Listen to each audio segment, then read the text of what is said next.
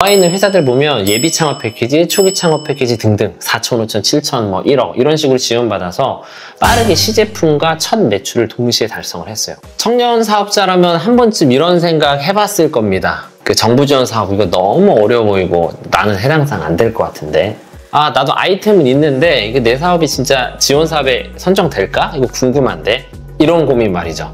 근데 진짜 중요한 거는 이 정부 지원 사업을 누가 운영하느냐에 따라서 갈린다는 겁니다.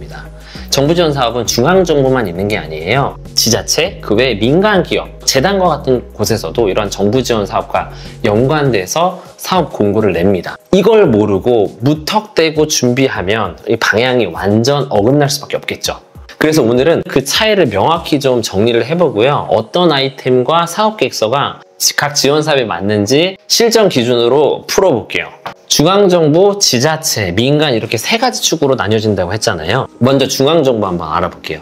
대표적으로 중소기업 벤처부나 과학기술정보통신부 이런 부처에서 운영을 합니다. 전국 단위인 거고요. 지원금 규모가 대다수 억 단위로 좀 큰 편입니다. 경쟁률은 당연히 그만큼 높을 수밖에 없고요. 심사 기준도 조금 더 까다롭죠. 두 번째, 지자체 사업으로 들어가면 시도 군 단위로 대다수 운영을 합니다. 당연히 중앙정부보다는 지역 밀착형인 아이템을 선호할 수밖에 없고요.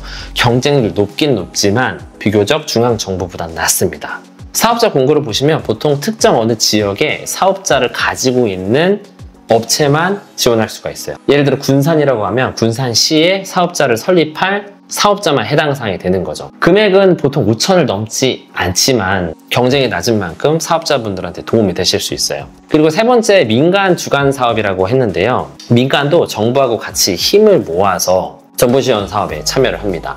뭐 대기업, 재단, 공기업, 금융사 이런 데들이 해당 사항이고요. 특히 다른 지원 사업과 달리 여기는 후속 투자까지 감안을 하고 정부에서 지원을 해준다는 거예요. 지원 규모 같은 경우는 2천만 원, 3천만 원, 6천만 원 정도 수준입니다. 이렇게 세 가지를 꼭 구분을 해야 되는 이유는 같은 정부 지원 사업이라도 요구하는 방향이 다르기 때문입니다. 그러면 그 요구하는 방향이 어떻게 달라지냐? 이거 한번 알아볼까요?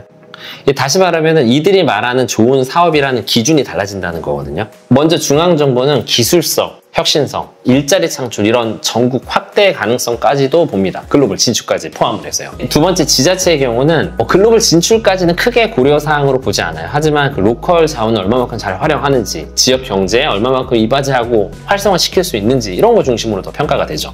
민간 주도로 진행되는 경우는 당연히 수익성 보겠죠. 시장성까지 포함을 해서요. 우리 민간 기업과 얼마만큼 당신네들이 협업할 수 있어, 그런 협업 가능성을 많이 봅니다.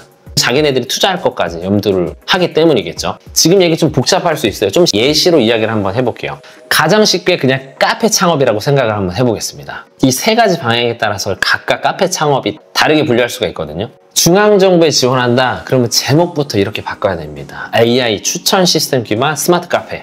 지자체로 한다고 하면 예를 들어서 지역 농산물을 활용한 로컬 브랜드 카페. 민간형이라면 어떻게 하겠어요? 땡땡 브랜드와 협업한 체험형 어떤 카페, 이런 느낌인 거죠. 감 오시나요? 여러분들이 하시는 사업은 똑같아요. 근데 어느 주관기관에 지원을 하느냐, 그 정부 지원 사업 성격에 따라서 사업계획서 메시지도 바로 바뀌어야 된다는 거예요.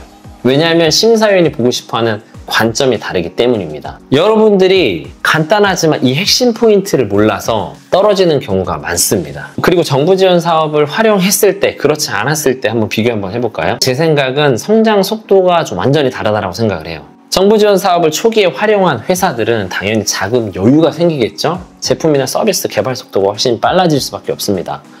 또 지원해주는 멘토링, 동기들의 어떤 네트워킹에 따라서 전략 방향도 더 명확해집니다. 활용 안 했을 때는 어떨까요? 물론 활용하지 않고 자체적으로 매출 10억, 20억, 50억 성장하는 회사들도 있긴 있습니다. 하지만 대다수의 회사들이 자금 부족으로 마케팅이나 인건비 부담이 좀 많이 크죠. 다 내 돈으로 해야 되잖아요. 다 벌어서 해야 되니까요. 지금 여기 나와 있는 회사들 보면 예비 창업 패키지, 초기 창업 패키지 등등 4천, 5천, 7천, 1억 이런 식으로 지원받아서 빠르게 시제품과 첫 매출을 동시에 달성을 했어요. 그렇지 않았다라고 하면은 이런 회사들도 시장 진입 시기가 더 늦춰질 수밖에 없었겠죠. 바로 여기서 제가 생각하는 게 같은 아이템이어도 지원 사업을 활용했냐, 그러지 않았느냐에 따라서 기업의 성장 속도가 다르다라고 생각한 이유입니다. 핵심 포인트만 다시 한번 정리 한번 해볼게요. 처음에 얘기했다시피 지원 사업의 성격을 먼저 파악을 해야 됩니다. 이 사업이 내 아이템과 맞는지 안 맞는지부터죠. 그리고 아까 얘기한 것처럼 중앙기관이냐 지자체냐 민간이냐 여기 성격에 맞춰서 여러분들의 아이템을 조정을 해야 됩니다. 커스터마이징을 해야 된다 이거죠. 똑같은 카페도 그냥 카페라고 하면 안 된다는 거예요. 그에 맞춰서 지원할 때는 문장부터 구조, 어떤 메시지 일관성까지 다 맞춰서 해야 되는 그게 가장 중요하다고 생각을 합니다. 그리고 여러분들 마인드셋 하나 해드리면 지원 사업은 단순히 돈으로 보시면 안 돼요. 하나의 성장 전략이라고 저는 생각하는데요. 단순히 그냥 돈을 받았다 그냥 이게 중요한 게 아니라 이 돈을 받음으로 인해서 이 지원 사업에 참여함으로 인해서 내가 사업의 틀을 점점 더 정교하게 다듬어 나가고 있구나 라는 마인드가 저는 가장 중요한 것 같습니다. 그게 또 오랫동안 사업을 할 수 있는 원동력 같거든요. 정부 지원 사업, 아이템 설정, 사업 계획서까지 궁금하신 게 있으면 아래 링크로 문의글 부탁드릴게요. 네, 그럼 바모스!